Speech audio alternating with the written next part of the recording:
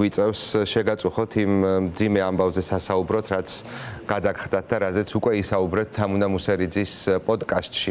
დავიწყოთ ასე ალბათ საუბარი ამ უმძიმესი ამბის საჯაროდ მოყოლა, მაინც რამ გადაგაწყვეტინათ, რა მოგცათ ძალა, რომ ამაზე გესაუბრათ ამდენი წლის შემდეგ, იმიტომ რომ რთულია ხშირად ქალები, ძალადობის ხერხი ქალები სამწუხაროდ ისე კვდებიან, რომ ძალადობაზე ვერ საუბრობენ. თქვენ ეს დაძლიეთ ფაქტია. მე დავძლიე, დამაძლებია მე ბაბუას და მამაჩემის სიყვარულმა, ჩემი მიწების სიყვარულმა, სვანეთის ადმის სიყვარულმა და ბაბუა რასაც მისდევდა იმის სიყვარულმა გადამაწყვეტია. ბაბუა ჩემი არ იყო იმის ღირსი, რომ კონკრეტული ოჯახი ბაჩუკი ჩხიმიანის ოჯახი ჩემს ოჯახს მსგავსად არ უნდა მოქცეოდა და ჩვენ სახში ნამდვილად არ უნდა ეძალა და იმიტომ ბაჩუკის ძმა იყო ჩემი ნათლია.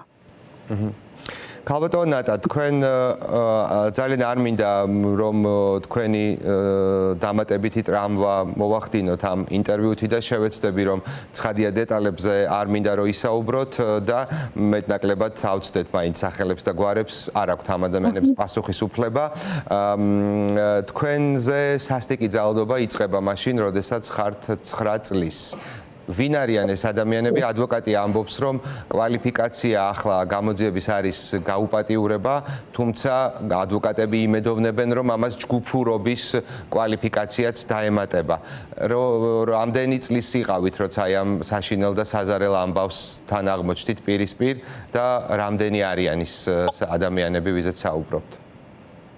ბაჩუკისთან პირისპირ აღმოჩნდი 92-ში. ეს იყო ბოსელში პირველი ძალადობა ბაჩუკი ჩხუმიანისგან ჩემი მიმართულებით და გრძელდებოდა წლები ეს გრძელდებოდა 13-14 წლამდე, სანამდეც მე ორსულად არ გავხდი. როგორც კი დაინახეს, რომ ვიყავი ორსულად, იქ დადგა ჩაერთო თელი მისი სამეგობრო იმაში, რომ ჩემი სახელი მაქსიმალურად გაეშავებიათ როგორც ქალისთვის. მე ვერ წამომდგარ ვიყავი ფეხზე და როგორც ქალისთვის მე ვერ მომეთხოვა, იმიტომ რომ ადვილი არ არის.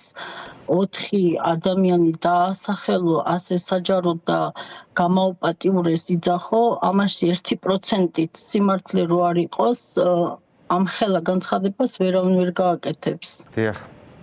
მე იმედი მაქვს და მჯერა, რომ პოლიცია და ჩემი ადვოკატის გუნდი იმუშავებენ სწორი მიმართულებით და მტკიცებულებების საფუძველზე დამნაშავეები ნამდვილად დაისჯებიან მკაცრად, დაისჯებიან იმისთვის ჩემი ოჯახის სახელის გატეხვისთვის, ჩემი მკვდრების დაცინვისთვის, მიწების მითვისებისთვის, ქართული არ ვიცი მაპატიეთ ხალხო. დაისჯებიან ამავე დროს იმისთვის, რასაც ვერ ვლაპარაკობ კიდე და რაც კადრს მიღმა ხდება, არის გამოძიებასთან ისაუბრებთ სამშაბათს. კი, აუცილებლად სამშაბათს. ხადია, იმ დეტალებზე, რა დეტალებზეც არ უნდა ვისაუბროთ ეთერებში, ხადია ამ მიმართულებით არც გეკითხებით. ქალბატონო ნატა, თქვენ 9 წლიდან იწყება თქვენზე სექსუალური, ფსიქოლოგიური, ფიზიკური ძალადობა და რამდენი ადამიანი არის ამ ყველაფერში ჩარეული, რამდენი ადამიანი ძალადობდა ამ წლების განმავლობაში თქვენზე, იმიტომ გეკითხებით კიდევ ერთხელ, რომ ადვოკატები სწორედაც რომ ჯგუფურობის კვალიფიკაციას მოითხოვენ. 4 ადამიანი იყო, ბაჩუკი ჩხიმიანი, მალხაზი ჩხიმიანი, როდერი ჩხიმიანი, იმშერი ვიბლიანი, 3 ადამიანი.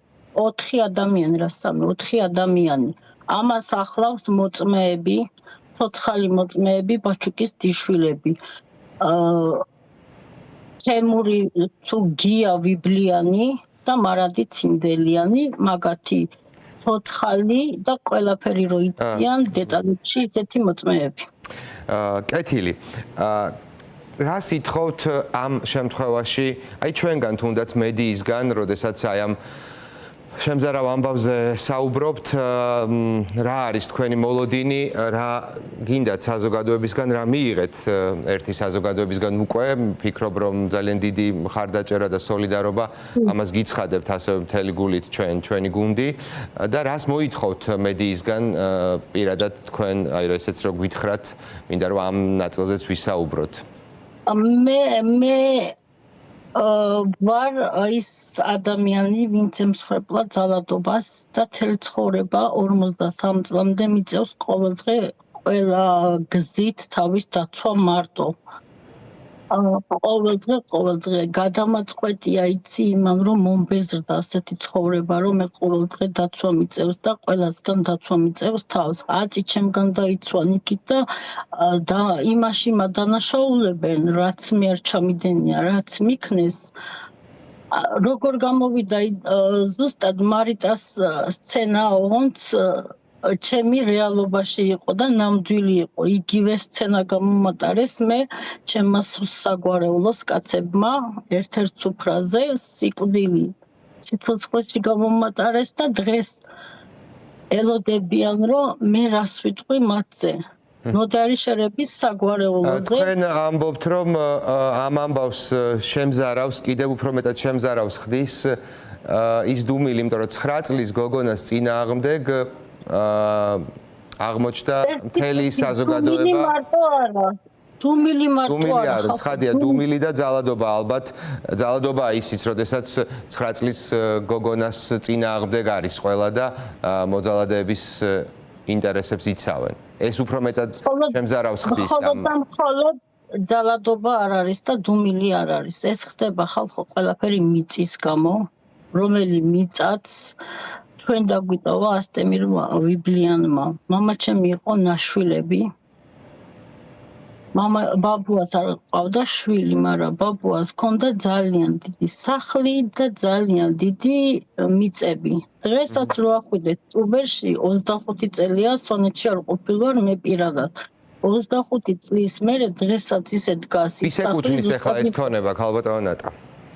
ეს ქონება ეკუთვნის ვიღაცა გია გურჩიანს და მას მე 3 წლის უკან მიუწერე, რომ ეს სახლი როგორც კი გავიგე, რომ გურჩიანს ქონდა ნაყიდი სახლი, მანამდე არ ვიცოდი, როგორც კი გავიგე გურჩიანს ქონდა სახლი ნაყიდი, იმ წუთას გიას მიუწერე და დღესაც არა აქვს გახსნილი SMS-ი, მიუწერე, რომ იქ მამაჩემის სისხლი ასხია და იმ სახლს არავის არ დაუთმობ. მე 3 წლის წინ დავიწყე საერთოდ მაგაზე ომი, მაგრამ ის კაცი არ ამყვა, ის კაცი რო ამყოლო და ის მინდოდა მაშინ ამ გზებით არ წავიდოდი. ეხლა რასაც გავდივარ, მე მაგათი ლიმორევი მოყვებოდა ვიბლიანების და მე უფრო ადვილად მოსაგვარებელი იქნებოდა.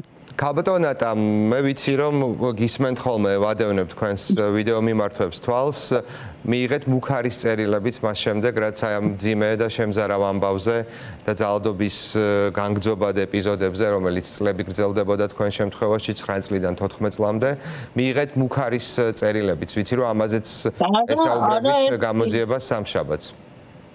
კი ბატონო, არაერთი მაგალითად ავიღოთ დამნაშავე ბაჩუკი ჩხუმიანის ძმის ცოლი მაიკო გვარი არ ვიცი ცანცი აწერია ასე ყოველდღიურად შეურაცხყოფელ SMS-ებს, ფოტოებს. წარმოიდგინეთ ხალხო, ჩემი შესახებ იმ დონეზე ეძებენ ინფორმაციას, საქართველოში ვერაფერს ვერ მიაგნეს და თურქეთში რომ მქონდა გაკეთებული სამუშაო უფლება უთურმაიზინი, იმის ფოტო გამოიტანა თურქეთის საპასპორტოდან და ის გამომიქვეყნა და იქ დამიწერა ზევით, რომ მე არ ვარ ვიბლიანი, მე ვარ ნავარი და მე ვარ, რა ვიცი, იქ 1000 სიბინძურე მაქვს და მაგას ავცილებლად ადვოკატს და მივაწოდებ. მე უჩივი ვარ, მაიკოსაც უჩივი ვარ, შევიწროებისთვის, მუქარისთვის, ჩემ ბავშვს მიწერა დედაშენი თუ არ გაჩერდება, მე ელჩი არის